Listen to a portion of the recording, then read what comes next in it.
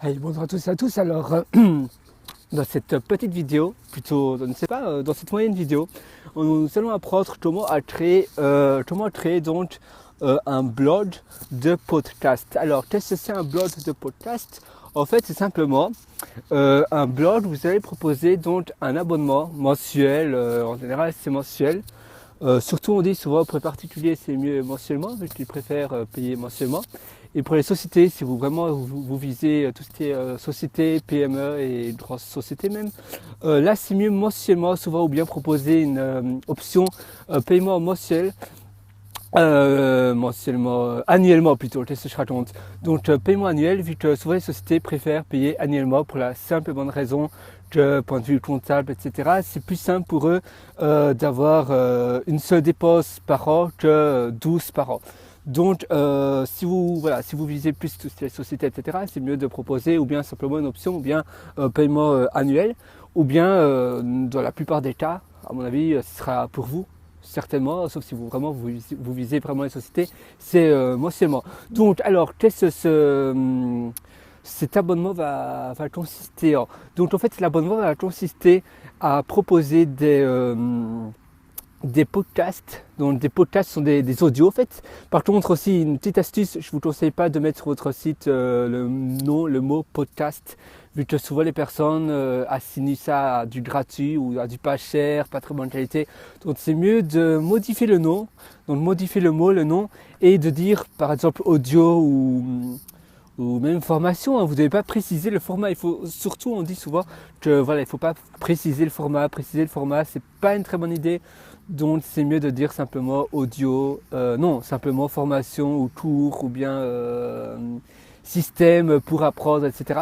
Donc le but de cette formation, c'est de mettre en place un système d'audio, de podcast, on va rester avec ce nom-là dans cette formation-ci, mensuel, et donc de créer un business basé sur ça.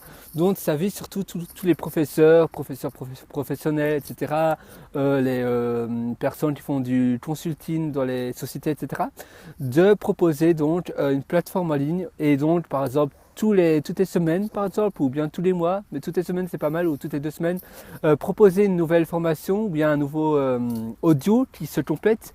En fait, tous les audios vont se compléter au fur et à mesure, ou bien complètement un audio d'1 heure et à chaque fois dans une thématique différente. Que vous allez proposer ça par abonnement mensuel ou annuel à vos auditeurs. Ça va plus être lecteurs mais auditeurs. Et donc le but alors, ça va simplement de proposer ces audios à vos auditeurs mensuellement. Donc la base de la plateforme, ça va être un blog WordPress. Moi je vous conseille vraiment un blog WordPress, c'est vraiment pas mal. C'est le plus fiable. Maintenant c'est vraiment, voilà, en fait on estime qu'il y a une grosse majorité des sites web sont construits sur WordPress, donc c'est une énorme communauté, et donc finalement la fiabilité elle y est aussi. Et le référencement aussi, Google apprécie particulièrement les blogs propulsés par WordPress, vu que voilà, tout ce qui est URL, c'est rapide aussi, les URL sont friendly pour donc sont conviviales pour les moteurs de recherche, c'est rapide, vous avez plein de plugins, aussi plein de plugins pour les abonnements. Donc vu que ça sera un site à abonnement, donc vous pourrez trouver très facilement des plugins à abonnement. Moi pour mon site, comme vous l'avez peut-être remarqué, j'utilise Amember, qui n'est pas vraiment, en fait c'est un programme distinct de WordPress, mais il y a un plugin qui permet d'intégrer Amember à WordPress. Mais franchement c'est super difficile, et d'ailleurs maintenant je regrette aussi un peu, peut-être dans 1 mois ou 2 mois quand j'apprendrai un peu mieux de Amember, je ne regretterai pas, mais là je regrette vu que en fait c'est très difficile et vous perdez beaucoup de temps à rien finalement. Parce qu'en fait il faut vraiment choisir l'option de la facilité. On est là vraiment pour créer un business simple, super cool, donc super simple, pas difficile à faire, et voilà, qui ne demande pas beaucoup de blablabla, etc. Donc c'est vraiment mieux de créer toute une base vraiment simple, et donc je vous conseille plutôt des plugins. Il y a un plugin qui est pas mal, d'ailleurs je vais mettre l'URL sous cette vidéo, comme ça vous allez voir, vu que maintenant je me souviens plus trop du nom, mais c'est vraiment un plugin vraiment pas mal et ça va vous permettre de, en fait c'est un plugin WordPress, donc c'est vraiment, ça sera intégré dans la plateforme, il est vraiment simple et il propose plusieurs moyens de paiement différents, donc comme PayPal, voilà, c'est le moyen de paiement le plus connu maintenant pour le web. Mais il y a aussi Stripe. Stripe, c'est vraiment un moyen de paiement maintenant c'est une nouvelle start-up qui a démarré aussi à Silicon Valley, je pense, en Californie donc. Et c'est vraiment une start-up innovante, vu qu'en fait, ils proposent un moyen de paiement vraiment propre, classique, simple. Et en fait, avec PayPal, souvent, si vous n'utilisez pas l'API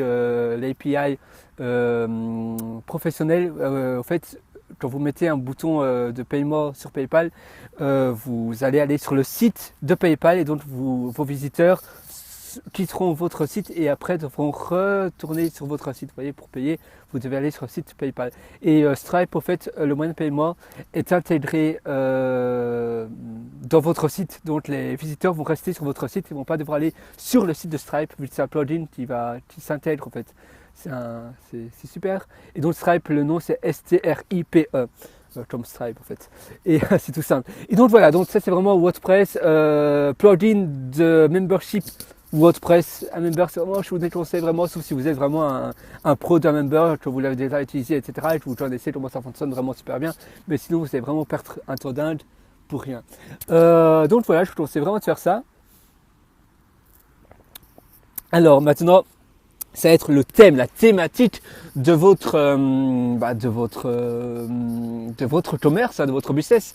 Donc voilà, c'est vraiment un business basé sur du consulting, donc autopilote. Donc c'est vous qui allez faire les tours. Ça va pas être, vous n'allez pas vendre votre temps aux sociétés, etc. Vous allez créer des tours à peu près uniforme, pas uniforme, mais ça va être des tours qui pourront s'adapter pour la plupart des problèmes des sociétés, des particuliers, etc.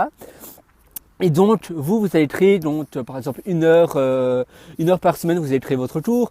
Et les heures suivantes, ce sera pour la promotion, le marketing, la publication, l'écrit d'articles, si vous préférez écrire des articles de promotion au lieu d'une vidéo. Vous saurez que maintenant, même pour les pages de vote, vous pouvez créer une vidéo, c'est tout à fait bien. Mais il y a des personnes qui préfèrent par écrit, ça peut être aussi bien, même si maintenant, de plus en plus de personnes sur Internet préfèrent tout ce qui est interactif et ne préfèrent plus trop lire. En fait, c'est vraiment des choses. Ils n'aiment pas maintenant, c'est directement tout aussi rapide, ils n'aiment pas passer trop de temps, si ça dépasse 10 minutes, ils vont directement zapper la vidéo, ils vont directement arrêter de lire, etc. Donc, mais sinon, pour les pages de vote aussi, pour le référencement, c'est bien aussi de mettre de l'écrit, ou bien vous pouvez faire transcrire votre vidéo par exemple, Odesk, je vous en parle souvent, hein, mais Odesk, dont maintenant ça s'appelle Upwork, UPWORK, vous avez Elance, vous avez Freelancer, etc. Et là, vous pouvez facilement trouver quelqu'un pour transcrire, ou bien vous demander à votre papy, mamie, père, mère, sœur, etc. Pour simplement, je sais pas, vous leur filer 10, 20 euros, ça dépend de la longueur de la vidéo. Et ils vont transcrire simplement votre vidéo en écrit. Donc c'est simplement écouter ce que vous dites et retranscrire simplement. C'est pas trop difficile à faire.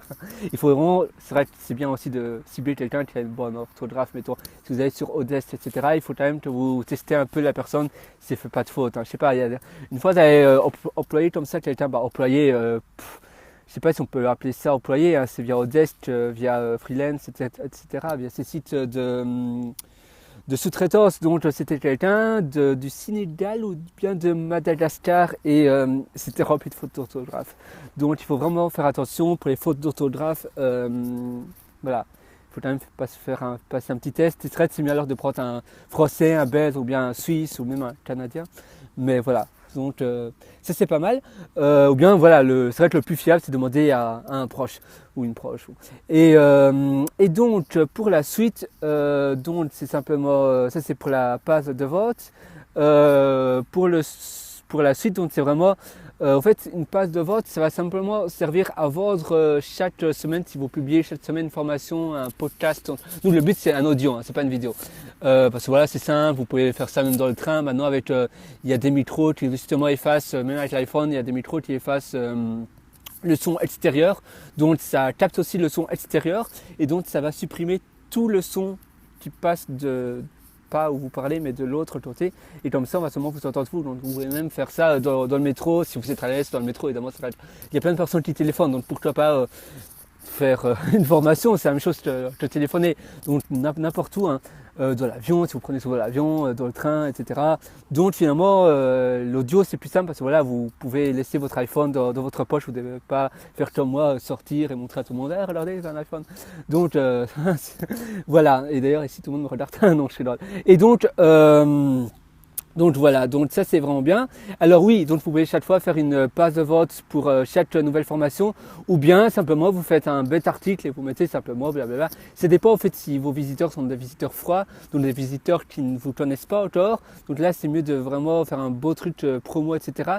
Et si vous êtes vraiment des personnes, toutes les personnes qui achètent vos formations, etc., vous connaissent, etc., savent qui vous êtes, etc. Là il y a un bête post, ça suffit, hein, c'est pas, faut pas non plus se prendre la tête. Et maintenant, voilà, moi je suis programmeur, donc c'est un peu l'habitude, voilà, je suis quelqu'un d'assez fainéant, donc justement je crée plein de systèmes pour résoudre ma fainéantité. Et donc justement, tout ce qui est passe de vente, etc., toutes les passes de promotion, j'essaie de générer ce texte, en fait, je mets le titre et un texte qui sera à chaque fois différent pour toutes les formations. Je mets ça, j'ai créé un formulaire en HTML et comment on peut appeler ça, ça parse, donc ça traduit les entrées que je mets en tout un article. Donc en fait, je rentre en PHP, ça fait ça. Donc en fait, je rentre le titre, une description unique pour chaque formation, etc. Et après, ça prend ces deux entrées, ça met ça dans un texte qui est à chaque fois le même. Et donc, ça modifie, puisque à chaque fois il y a des nouvelles entrées, la description unique et le titre unique se faufilent dans un texte uniforme vraiment bien fait pour la promotion.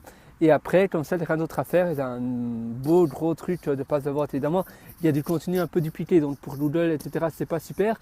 Mais pour la promotion, pour vos visiteurs, ça fait vendre plus. Les visiteurs qui ne connaissent pas ce texte-là, ça permet de faire vendre plus. Et c'est un texte générique, c'est un peu comme tout ce qui est pour les signes de zodiac, etc.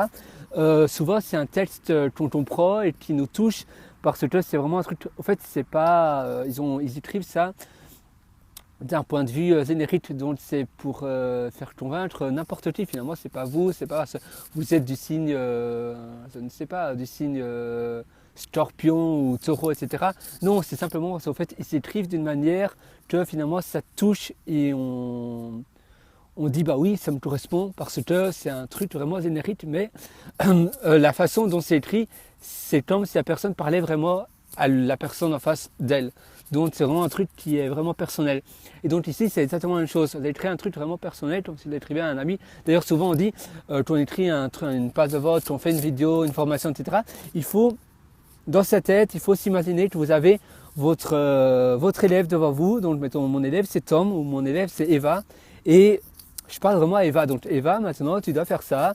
Maintenant, je te conseille d'écrire un article de vote avec un texte vraiment qui touche la personne.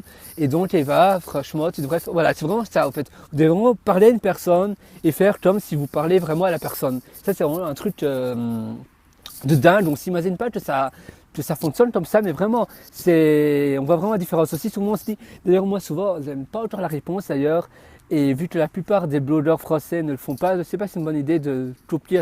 Souvent, c'est pas, la plupart des personnes ne font pas ça, qu'il ne faut pas faire ça en fait. Il faut pas, c'est populaire qu'il faut faire ce qui est populaire. C'est pas ce qui fonctionne le mieux nécessairement. Mais la plupart des blogueurs français, francophones, européens, on va dire, vous voient sur Internet. Canadiens, ils tutoient plus facilement. Hein. Maintenant, sur Internet, je ne suis pas sûr, mais dans les magasins, etc., ils auront plus tendance à tutoyer, contrairement à nous. Et donc, souvent, on se dit, finalement, si vous parlez à une personne devant vous, pourquoi pas tutoyer ? Vous pouvez faire le test. Hein. Moi, je n'ai pas vraiment encore eu l'occasion de faire du test, un test comme ça, mais je suis aussi souvent dans le marché anglophone. Et dans le marché anglophone, on dit on vous voit, on tutoie, c'est tout le temps la même chose, c'est yo yo yo, et c'est pas tu ou vous. Et donc, c'est pas possible de faire ce test dans le marché anglophone, et dans le marché francophone, j'ai pas encore beaucoup d'expérience pour le tutoiement, donc je peux pas vous aider. Mais vous pouvez essayer de faire le test, surtout si vous touchez une population assez, on va dire 18, 25 ans, 30 ans maximum. Là, vous pouvez tutoyer parce que même 15, 12, 30 ans, 25, c'est mieux. Mais même 30, vous pouvez directement faire ce test pour tutoyer parce que voilà, là, c'est mieux de tutoyer. Maintenant, si vous touchez des personnes 50, 60, 70, là, non, je te conseille vraiment de tutoyer. Il faut vraiment aussi, ça dépend de votre public, hein. La façon de parler, ça dépend vraiment à qui vous parlez, à qui vous touchez. Si vous êtes des formations dédiées aux professionnels, donc par exemple tout ce qui est professionnel d'entreprise, etc. Vous pouvez peut-être plus mettre un costume, être dans un environnement aussi plus professionnel, etc. Si vous travaillez dans une société, il y a souvent des bureaux libres, donc vous pouvez, mettons, je sais pas, quand vous terminez le travail, je sais pas, à 6 heures ou à 7 heures, je sais pas à quelle heure vous terminez le travail, eh ben, vous pouvez un peu rester plus longtemps dans le bureau, je sais pas, ça dépend, maintenant, toutes les sociétés, on peut pas faire ça, mais il y a certaines sociétés où vous pouvez rester indéfiniment. Vous avez la carte ou le bib ou même la clé de la société. Et donc, attendez, hein, il y a un petit bug. Ah voilà, ça fonctionne. Et donc, vous pouvez bien sûr rester une demi-heure, une heure pour faire votre formation dans le bureau, dans un bureau libre, ou même le matin, vous arrivez le matin plus tôt, il y a souvent un bureau libre et donc vous faites ça dans un environnement vraiment professionnel, qui a de la gueule, avec, il n'y a pas de son dans les alentours, etc. Et ça c'est mieux. Maintenant, ça dépend. Hein, si maintenant vous touchez plus. Moi, je touche à peu près à une population assez vague et je préfère rester moi-même. Et là, je suis vraiment moi-même. Et en fait, aussi, ça, c'est vraiment une astuce, c'est rester soi-même, ne pas modifier votre caractère. Et les personnes voient, même si vous modifiez, ça se sent, hein, c'est un instinct, ça se sent si vous modifiez votre caractère, votre façon d'être. Donc, s'il vous plaît, restez vous-même et voilà, soyez vous-même tout simplement. Hein, n'essayez pas d'être différent. Moi, voilà, pour moi, je suis en train de parler à Tom ou à Eva ou à je ne sais pas qui devant moi. Et donc, justement, pour toi, être en costume devant ma pote Eva, pour toi, vous voyez, c'est vraiment, ça colle pas. Et vraiment, vous devez avoir une relation de pote, sauf évidemment, comme je vous l'ai dit, si vous visez une population plus entreprise, entrepreneuriale, etc. Là, c'est mieux quand même de viser, voilà, d'être un peu plus pro. Ça dépend, voilà, tout ce qui est comptable, tout ce qui est huissier, avocat, etc. C'est mieux d'être un peu plus, vous voyez. Maintenant, ça dépend hein, si c'est avocat en cible dans son salon ou non, ça m'étonnerait un peu. Mais voilà, donc c'est vrai que ça c'est vraiment bien de faire ça. Alors, donc votre système de blog, donc ça va être un bête système de blog. Toutes les semaines, je vous propose de publier un article. Alors pour l'horaire, donc l'horaire, si on se dit l'horaire, comment je vais faire ça, comment je vais m'organiser, etc. Donc, je vous conseille une application pour votre horaire, pour planifier votre horaire. Donc c'est une application qui s'appelle Anydo. Donc Any, c'est-à-dire tout, donc tout, T-O-U-T. Donc Any, A-N-Y, donc qui veut dire tout en français, tout faire. Et do, D-O, comme faire en fait. Donc A-N-Y.do, D-O c'est l'extension comme .fr, .be, .ie, etc. Et donc Anydo, c'est une application pour iOS, donc iPhone, iPad et pour Android et aussi même maintenant une version web, donc la version web c'est any.do. Et donc ça c'est une application assez chouette que j'utilise maintenant depuis 2 semaines qui permet d'organiser super bien votre planning. Pour le moment 2 semaines c'est vrai que c'est pas encore beaucoup pour moi, mais je l'aime quand même assez bien, sinon on sera une bête, la bête vieille méthode sera faite de papier, mais bon c'est assez brouillon, hein. C'est pas ce que je préfère. Alors donc à chaque fois je dis la même chose. Pour l'horaire, c'est lundi. Il faut pas essayer de travailler, il faut essayer même au début, peut-être au début vous pouvez faire 4 heures maximum journalier, mais je vous conseille vraiment mon horaire. Donc c'est 3 heures du lundi au vendredi. Et à la fin, non mais dans 3-4 mois, quand vous aurez plusieurs clients, etc. Là, le meilleur horaire, ça sera du lundi au jeudi ou bien du mardi au vendredi, etc. Mais 4 jours par semaine et 3 heures aussi. Donc 3 heures le matin. Donc c'est de 9h à midi à chaque fois des sprints de 50 minutes. Donc si vous voulez, vous pouvez regarder ma vidéo sur les sprints de 50 minutes. C'est une vidéo de 10 minutes environ et je vous explique vraiment tout ça en détail pour les horaires, pour planifier un horaire d'entreprise en sprint de 50 minutes, 3 fois par jour pendant 5 jours par semaine et après 4. Donc ça c'est vraiment le meilleur horaire, c'est vraiment un truc génial et finalement vous savez tout faire en si peu de temps. Souvent on se dit mais comment c'est pas possible de faire tout ça en si peu de temps. En fait c'est possible. En fait vous savez quand vous êtes étudiant ou même en entreprise, si on vous dit bah, faites un travail et vous avez 3 heures, non, vous allez faire ce travail pendant 3 heures. Si on vous dit bah, faites ce travail, le même travail, mais vous avez 1 heure, bah, finalement vous allez terminer à la 59e minute, vous allez rendre le travail, etc. Si vous avez 5 heures, à 4h59, vous allez avoir fini le travail. À chaque fois, vous allez mettre plus de temps si vous avez plus de temps. Et donc finalement, vous allez quand même tout faire. Seul, parfois, c'est pas très possible, ça dépend du boulot. Mais en tout cas, pour les cours en ligne, pour si vous êtes en donnant le cours en ligne, surtout en audio, c'est tout à fait possible de faire 3 heures par semaine. Donc, je vous conseille de 9h à 9h50. C'est la chose la plus importante que vous devez faire. Donc, je vous conseille d'abord les 30 premières minutes, par exemple, faire le plan de votre formation. Vous savez, par exemple, souvent, moi, je conseille souvent de se poser les questions que l'élève ou que la personne qui a des problèmes se pose et vous écrivez sur une feuille de papier toutes les questions qu'elle peut se poser et après vous, l'expert, vous écrivez les réponses simplement et alors votre formation sera basée sur les questions-réponses, un peu comme une FAQ, vous savez, FAQ. Donc ça c'est la chose à faire et après 30 minutes après, vous aurez votre plan. Les 20 minutes qui restent, vous allez commencer votre formation. Après 50 minutes, vous prenez une pause. Regardez pas Facebook, regardez pas vos emails, faites pas ça. Pas pendant vos 3 heures de boulot. Ne faites surtout pas ça. Prenez simplement un thé, prenez l'air, etc. Aussi, je te conseille avant 9 heures, donc avant de commencer à travailler, faire une course à pied ou du sport. C'est vraiment très important. Ça peut paraître con, mais pour les entrepreneurs, c'est vraiment très important. Et les statistiques aussi le montrent. Donc, faites un peu du sport. Et donc après la deuxième heure, à partir de 50 minutes de 9h à 9h50, 10h à 10h vous allez reprendre votre formation, 20, une demi-heure, 40 minutes, et après vous allez commencer la publication, donc vous allez directement publier sur YouTube, etc. Si vous publiez sur YouTube, vous pouvez en lister, vous savez, non lister dans le moteur de recherche de YouTube, donc ça reste privé, après vous mettez le lien, c'est pas grave. De toute façon, on se dit, mais alors la personne qui a acheté ça peut partager la formation, etc. Mais de toute façon, si vous proposez un fichier audio, la personne aussi peut partager le fichier audio. Donc finalement, c'est la même chose. Et c'est plus simple. Voilà, moi, dans les formations, il faut télécharger la formation, etc. Ça me fait chier. Voilà, ça prend de la place sur mon PC, ça prend un temps dingue, etc. Je préfère regarder sur YouTube, c'est beaucoup plus simple. Il faut vraiment donner la facilité au maximum à l'acheteur, à l'utilisateur. C'est vraiment très important. Donc vous faites ça. La deuxième heure jusqu'à 10h50 et après de 11 à 11h50 vous proposez vous faites tout ce qui est marketing, etc. Maintenant, ça dépend de tout. Hein. Ça, c'est seulement pour une seule journée. Donc, finalement, vous voyez, c'est assez court. Donc, tous les lundis, vous faites une formation comme ça. Tous les mardis, vous vérifiez tous ces blogs, etc. Tous ces supports, etc.